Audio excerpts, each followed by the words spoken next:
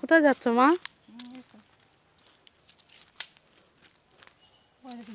গাছের মধ্যে গাছ করেছে।